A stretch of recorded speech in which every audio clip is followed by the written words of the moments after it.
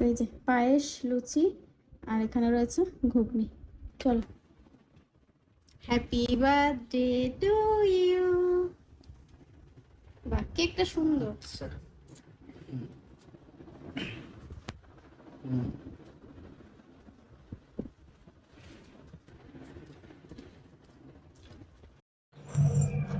Video শুরু করার আগে উজ্জ্বলের উদ্দেশ্যে হ্যাপি বার্থডে টু ইউ।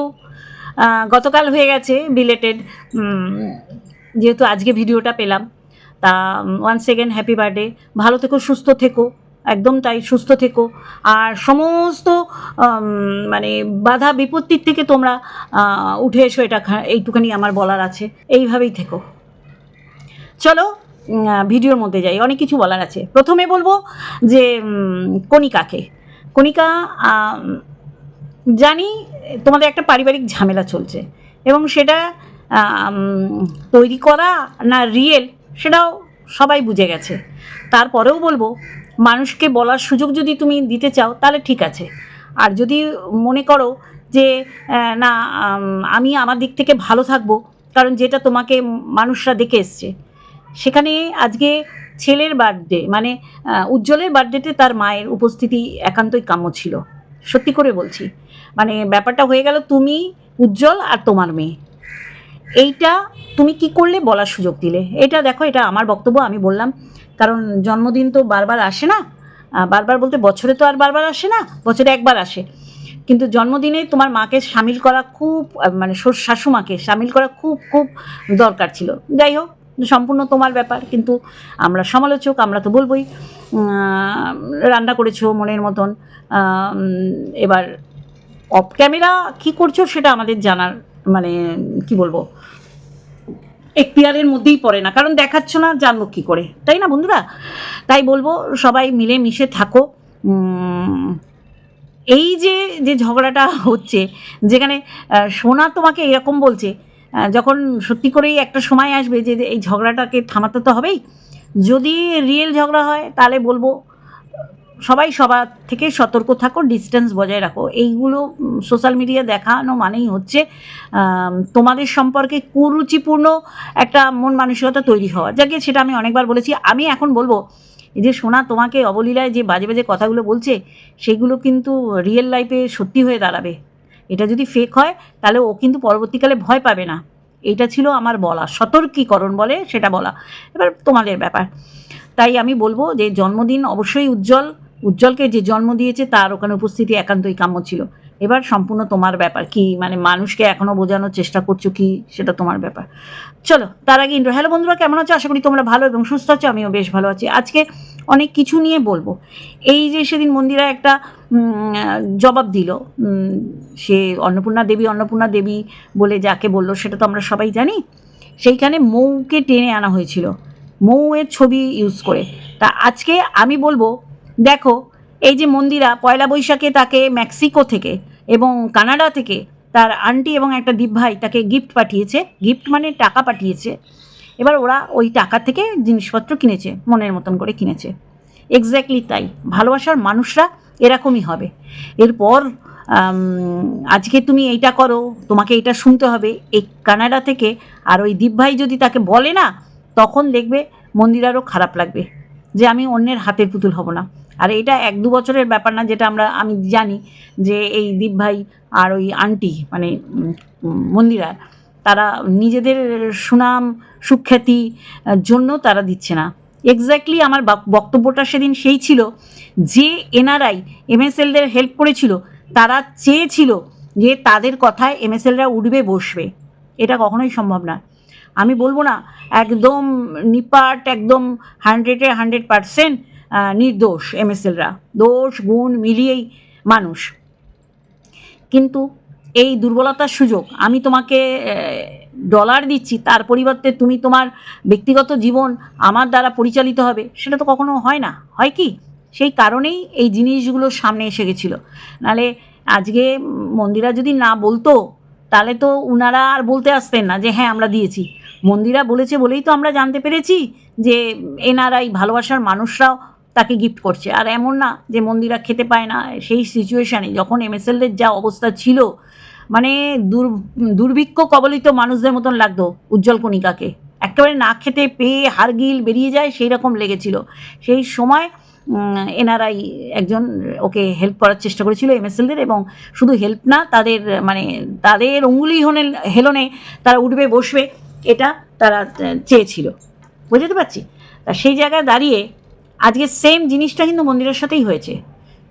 শুধু মন্দিরার সাথে এমএসএলদের পার্থক্য হচ্ছে সেই এনআরআই চায়নি মন্দিরাকে উঠবোস করানো, আর মন্দিরা দুঃখের সময় না, মন্দিরার সুখের সময়, মন্দিরা যখন দুঃখে ছিল তখন দিয়েছে, কিন্তু আমি জানি না, আজকে দেখলাম বলে বলছি।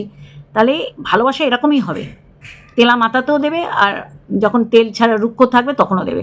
এমএসএলদেরটা হয়ে গেছিলো ভীষণভাবে ফ্রি অফ কস্ট, মানে তোমাকে আমি যেমন বলবো তেমন চলবে। আর দেখো ওদের কত কি দিয়েছিল, সেটা বাইরে প্রকাশ হয়ে গেছিলো। কে প্রকাশ করতে পারে? আমি যদি কাউকে টাকা দিই ডান হাত দিয়ে, বা হাতকে যদি না বলি, বা হাত জানবে কী করে?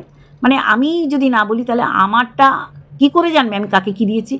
এইখানটায় পার্থক্য ছিল। যে এনআরআই এমএসএলদের দিয়েছিল সেই এনআরআই ক্রিয়েশন অফ মৌকেও দিয়েছিল।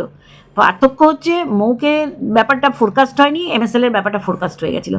তখন বোঝাই যাচ্ছিল যে এমএসএলদের উপর তার এইটাই রাগ হয়েছিল, ওই এনআরআই, যে আমার কথা এরা শুনছে না। ন্যাচারালি আজকে মন্দিরাকে গিফট দিয়ে যদি মন্দিরাকে বলে তুমি এই কাজটা করবে, যেটা হয়তো ও করেনি, বা যার ওর করতে ওর বেমানান লাগবে, সেটা তো কখনো সম্ভব নয়। আর মন্দিরাকে ভালোবাসছে আমরা বুঝতে পারছি এই কারণে, মন্দিরার কিন্তু এখন কখনো অসময় বা দুর্দিন আসেনি। মন্দিরা যথেষ্ট ভালো এখন যে সময় চলছে, তখনও তাকে ভালোবেসে গিফট দিচ্ছে, এটা ভালোবাসার গিফট, মানে টাকা পাঠাচ্ছে, ও কিনছে। তাহলে এইটাই অনেকের গাত্রদাহ হয়েছিল। কিন্তু দেখো এখন সবাই কিন্তু ওই পথেরই পথিক। আমি কি বলছি বুঝতে পারছেন?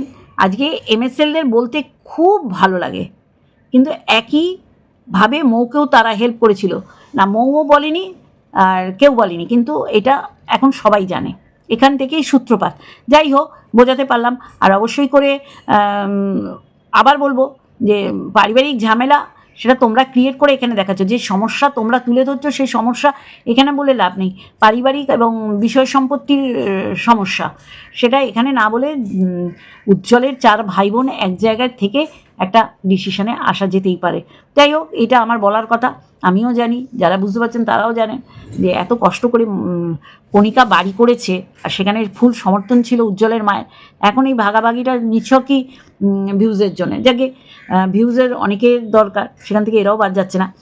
আমি মন্দিরার একটা কথা এখানে তুলে ধরবো, যেটা মন্দিরার মা বলল, ভীষণভাবে একদম বাস্তব কথা। আমি যদি দেখি যে মোবাইলটা যদি আমার মা বা আমার পরবর্তী জেনারেশন দেখে যে এই যে সোশ্যাল মিডিয়ায় খুব সড়গড় আমি, তাহলে সেই সুযোগটা কিন্তু সন্তান নেবে। তারা দেখেছেন কীরকম বলছে যে আমার পড়াশুনো করতে ভালো লাগে না, মানে ও জানে যে মা যেইভাবে এত সহজ পদ্ধতিতে টাকা রোজগার করছে, তাই না? তারপরে কিভাবে এত পপুলার হয়েছে কারো জানা বাকি নেই। আমি মন্দিরার কথা বলছি। সেই জায়গায় তার মেয়ের মাথায় এইগুলো আসছে যে আমি সব জানবো গুগল সার্চ করে। মানে পড়াশুনোটা তার কাছে মানে গৌণ, মুখ্য হচ্ছে তার মোবাইল, তার এই মিডিয়া জগৎ, এই ওয়াইটি জগৎ, সোশ্যাল মিডিয়া। বোঝাতে পারছি? তাহলে এইটা ভীষণভাবে, যতই এটা ইজিভাবে নিক, এটা কিন্তু ইজি নয়, মনোনিবেশ করতে হবে। কিন্তু আমরা দেখেছি জন্মদিনে ওকে যেইভাবে ফোন গিফট করা, আর ফোনের মধ্যে ডুবে থাকা, ফোন বন্ধ থাকলে টিভি, সেখানেও ডুবে থাকা, টিভির সাথেও ফোনের কানেকশান, সমস্ত কিছুই দেখছে, এবং দেখতে দেখতে অনেক কিছুই ও দেখতে পায়। সব কিছু ওর মায়ের দৃষ্টিগোচর হয় না, বা ওর মায়ের দৃষ্টিগোচর হলে আমাদের দৃষ্টিগোচর করায় না, এটা স্বাভাবিক। তা সেখান থেকে আজকে বড় কথা নিপা দেবী কিন্তু তুলে ধরলো যে ও বলেছে আমার পড়াশুনো করতে ভালো লাগে না। তাহলে বুঝতে পারছেন ওর কত অনিয়ায় এসে গেছে। ও বলছে গুগল সার্চ করলে আমি সব পেয়ে যাবো, সেখানে বলছে গুগল সার্চ করতেও পড়াশুনো জানতে হয়।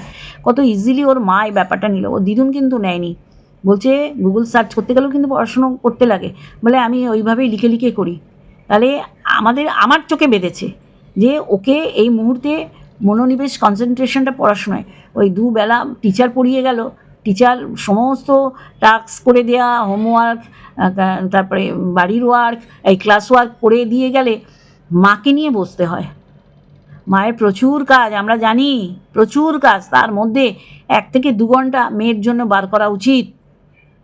এই কারণেই তখন মানে জায়গা মতন খোঁচা দিয়ে কথাগুলো বলতে হয়। বেকার সময় প্রচুর নষ্ট করেছে তার জীবনে ভীষণভাবে।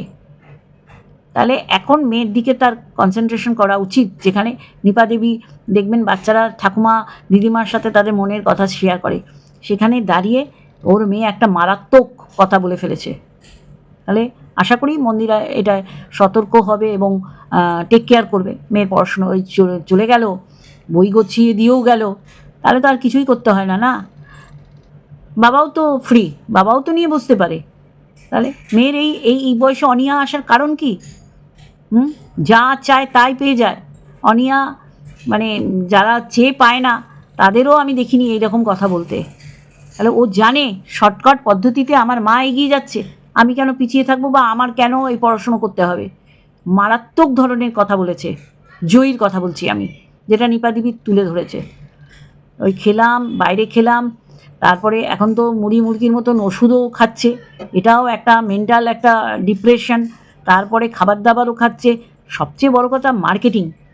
এইগুলো দেখতে দেখতে মেয়েও ভাবে যে এইভাবে বোধহয় আমার জীবনও অতিবাহিত হবে। চলো, যার সন্তান তাকেই বেশি টেক কেয়ার করতে হবে। আমরা বলবো, দেখছি বলেই বলছি, তাই না বন্ধুরা? তাই এইটুখানি আমার বলার ছিল। আর অবশ্যই করে এইটা ভীষণভাবে আমার আজকে চোখে লেগেছে। মনিকা উজ্জ্বল কেক কাটছে, তুমি রয়েছে, তোমার মেয়ে রয়েছে, আর উজ্জ্বল রয়েছে। আর যদি অফ ক্যামেরা যদি সবার উপস্থিতি থাকে সেটা অন্য ব্যাপার, আমি যেটা দেখেছি সেটাই বলবো, যে তুমি আবার কন্ট্রোভার্সি ছুড়ে দিলে। অবশ্যই করে জন্মদাত্রী মা কোথায়, এটা তো ঘটনা। আজকে এই অশান্তি সেখানে দেখাই যাচ্ছে যে এদের মনে সুপ্ত ব্যাপারগুলো গুপ্ত অবস্থায় ছিল, যাদের অভিসন্ধি ছিল ওই জমির উপর বাড়ির উপর লোভ।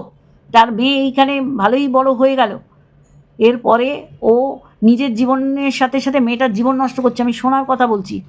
তারপরেও বলবো, উজ্জ্বলের মা উজ্জ্বলের সাথে এঁটেলির মতন আটকে ছিল, এঁটেলির মতন আটকে ছিল। একটা সময় ছিল যে তাকে বোধহয় উড়োখই গোবিন্দার মতন থাকতে হবে।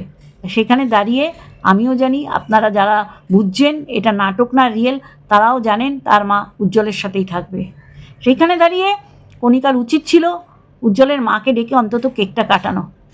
তাহলে মানুষ অ্যাটলিস্ট বুঝতো যে যতই ঝগড়া হোক, পারিবারিক কেচ্ছা ছোড়াছুড়ি হোক, কাদা ছোড়াছুড়ির মতন, কিন্তু ছেলের জন্মদিনে মায়ের উপস্থিতি আছে। দেখো, তাহলে তুমি যদি মনে করো কন্ট্রোভার্সি হবে এটাকে নিয়ে, তাহলে ঠিক আছে। আর যদি সত্যি করে তুমি এটা করে থাকো, তাহলে বলবো যে ভুল করেছো, এই জায়গাটা মারাত্মক ভুল করেছো।